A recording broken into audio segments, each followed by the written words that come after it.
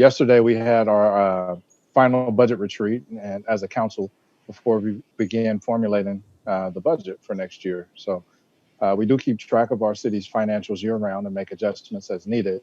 And today we're talking about an important tool that we use as the city to track our financial standing throughout the year, which is our quarterly financial report. So I want to turn it over to you, Mark, and just kind of talk about what's the purpose of our quarterly financial report.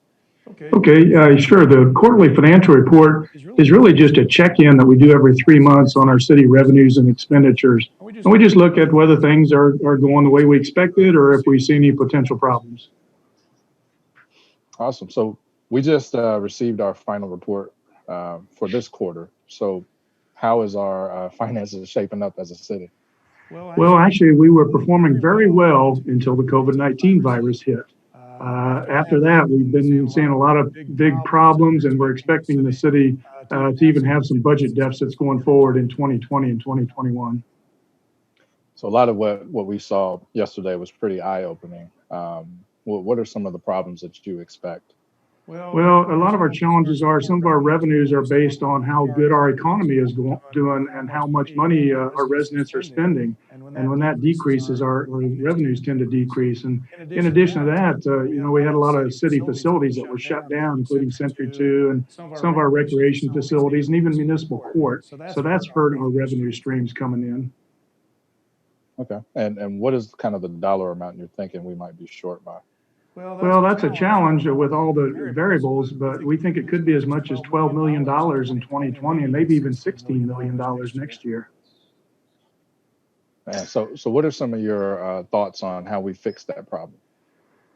Well, unfortunately, we're going to have to make some really tough choices about things we can afford to do and things that we can't afford to do. We'll focus probably on the really important areas that we've outlined in the past, including public safety and street maintenance and things like that. But it's likely we're probably going to have to cut back in a lot of other areas.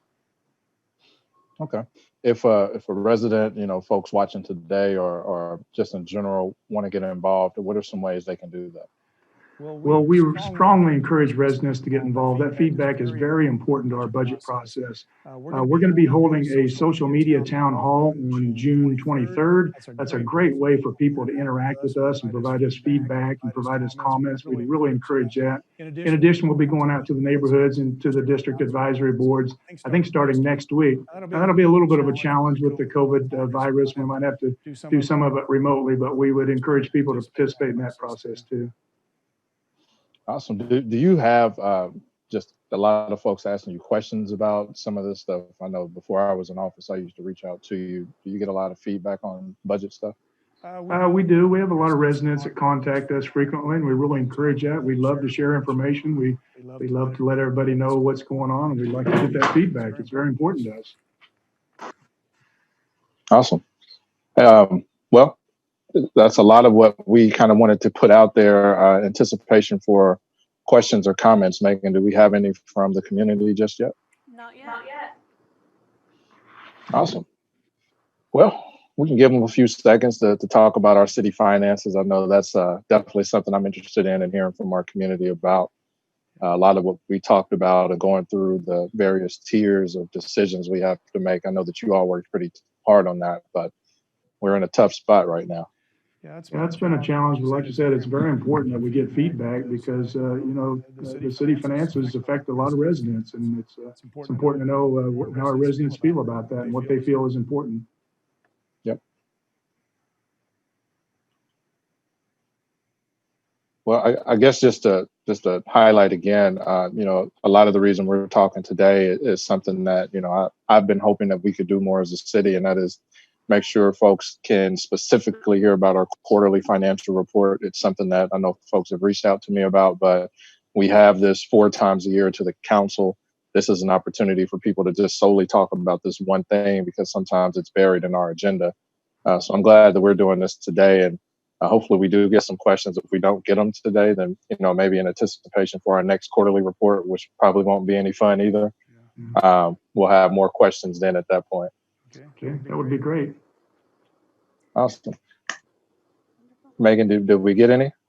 We're not getting any questions. Like Mark said, we have an upcoming social media town hall that you can engage in. We're going to be talking about some of the tough choices for our budget season this year.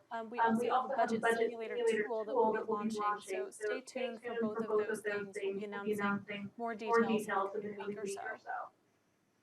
Awesome. And I definitely want to encourage everybody to use those tools. You know, when we looked at the social media tool, I believe that was last year, it's very insightful to see kind of what we were seeing in some forms of social media and email versus what folks used on the tool, looking at the differences in their property taxes and some of the priorities for the city. And I brought this up at the retreat, but one of the lower items was city communications, but also we could tell from the community an overwhelming push for more communications, more information, more openness and transparency. So it gives us another tool to make decisions by just getting some feedback on different parts of our community. So I definitely want to encourage everybody to use that.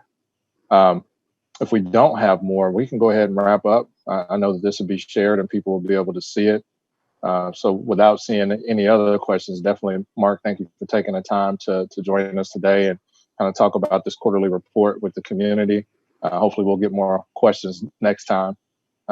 These financial reports aren't as interesting to some people and as not as much as some of our other city business, but it's definitely important to stay informed on our financial standing. So I know for me personally, thank you. Again, thanks staff for setting this up as always and working as hard as you all do. I know that retreat yesterday was not fun looking at the gloom, but I definitely appreciate all your work on that. Thanks for having me. I appreciate it. Awesome. If anyone out there wants to reach me, you can reach me at bjjohnson@wichita.gov or give the council office a call at 268-4331. Love to hear from you. And again, I want to hear from you on your priorities for our city. Please review the budget retreat that we have posted online and give us some feedback on what you think about cuts versus spending and let us know your thoughts. But thank you all for tuning in today. And again, thank you, Mark, for joining. Yes, sir.